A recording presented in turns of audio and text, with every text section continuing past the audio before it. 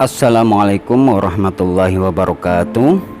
Bismillahirrahmanirrahim. Alhamdulillahirrabbilalamin. Wassalatu wassalamu ala asyrafil anbiya'i wal mursalin Sayyidina wa maulana Muhammadin khatamin nabiyyin wa alihi wa sahbihi ajma'in.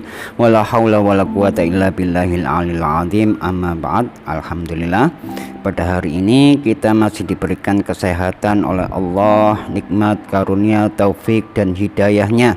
Dan mudah-mudahan apa yang selalu kita lakukan, apa yang telah kita lakukan dan yang akan kita lakukan semuanya diridhoi oleh Allah Subhanahu wa taala, termasuk mengkaji ilmu-ilmu agama yang wajib kita ketahui ini insya Allah diridhoi oleh Allah Subhanahu wa taala. Amin ya rabbal alamin.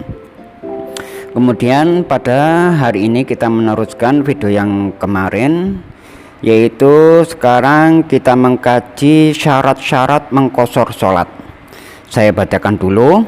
Faslun syurutul qasri sab'atun antakuna safaruhu marhalatain wa yakuna mubahan wal ilmu bidawazil qasri wa niyatul qasri indal ihrami wa yakuna sholatu ruba'iyatan wa dawamus safari ila tamamiha wala yakatadiya bimutimmin fi juz'in min sholatihi, yang artinya syarat-syarat diperbolehkan mengqashar sholat itu ada 7. Yang pertama yaitu jarak bepergiannya itu sampai mencapai 2 marhalah. 2 marhalah kalau diperkirakan dengan meter yaitu kurang lebih 89 km, ya, kurang lebih 89 km. Yang kedua yaitu kepergiannya tidak karena maksiat, maksudnya tujuannya itu bukan untuk bermaksiat. Misalkan kita mau pergi ke Surabaya atau ke Solo, Jawa Tengah. Kita ada di Jawa Timur kemudian mau pergi ke Jawa Tengah, tapi tujuannya untuk bermaksiat, maka tidak diperbolehkan untuk mengqashar sholat, ya. Jadi kepergiannya bukan karena untuk bermaksiat. Kemudian yang ketiga yaitu mengetahui diperbolehkannya mengqashar sholat, ya. Kita harus mengetahui, oh ini kalau saya mengqashar sholat ini diperbolehkan. Nah, kita harus tahu, ya, mana yang boleh diqashar atau mana sholat yang tidak boleh diqashar, ya. Niat. Kemudian yang keempat yaitu niat qashar ketika takbiratul ihram.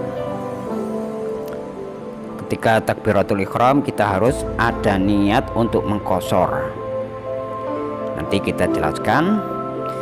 Kemudian 5, sholat yang diqashar harus sholat yang 4 rakaat.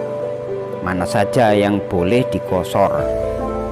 Yang diqashar yaitu yang sholatnya ada 4 rakaat, yaitu sholat apa?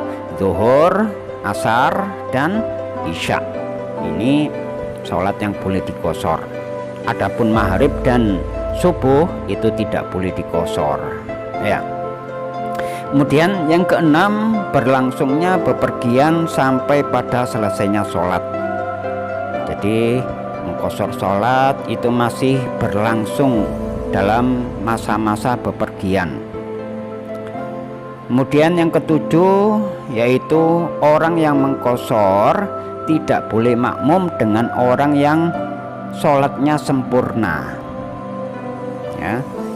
Jadi kalau kita mengqashar tidak boleh bermakmum dengan orang yang sholatnya sempurna.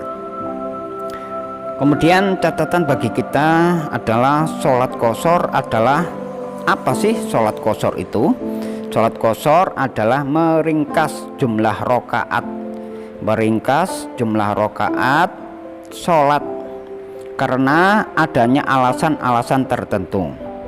Sholat yang bisa dikosor adalah sholat zuhur, sholat asar, dan isya. Kemudian mengkosor itu hukumnya boleh alias jawaz.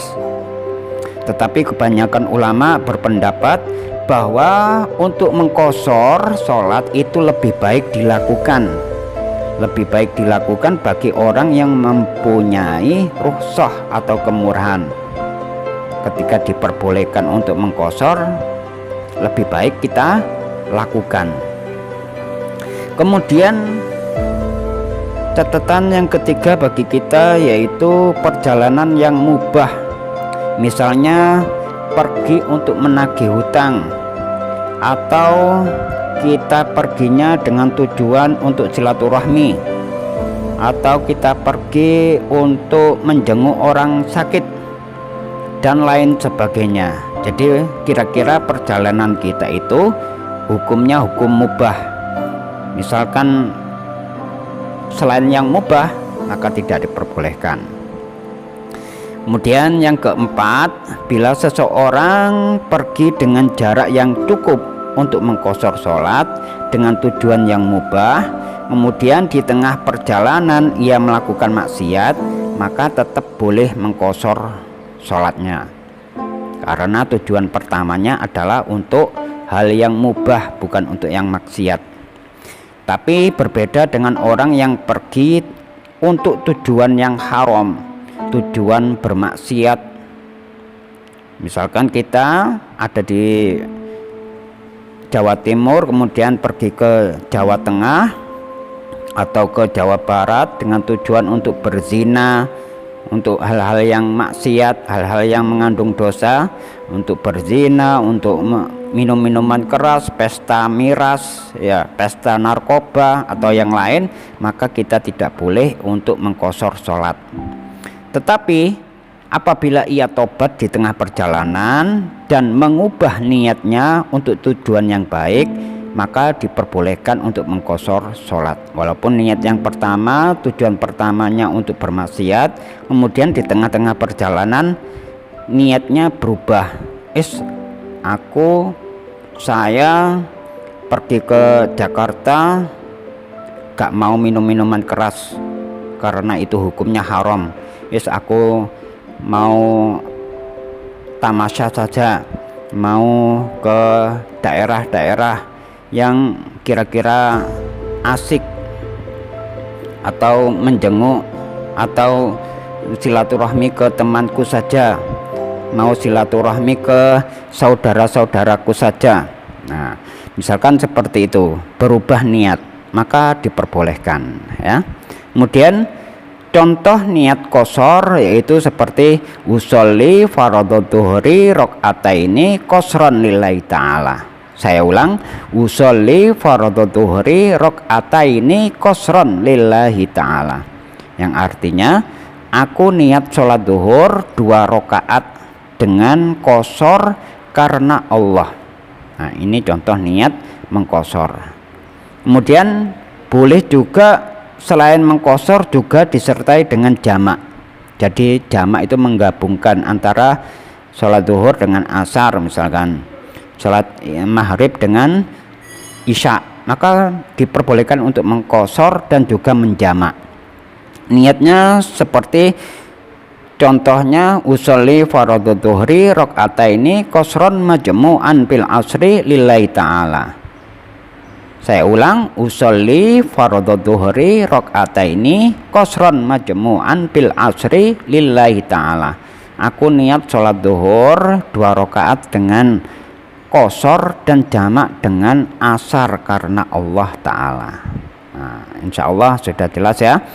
Mudah-mudahan kita akan ditambahi ilmu oleh Allah Subhanahu wa Ta'ala sehingga kita melakukan suatu ibadah dalam keadaan mengetahui ilmu-ilmunya, ya. Sekian, wabillahi taufiq wal hidayah wal inayah. Wassalamualaikum warahmatullahi wabarakatuh.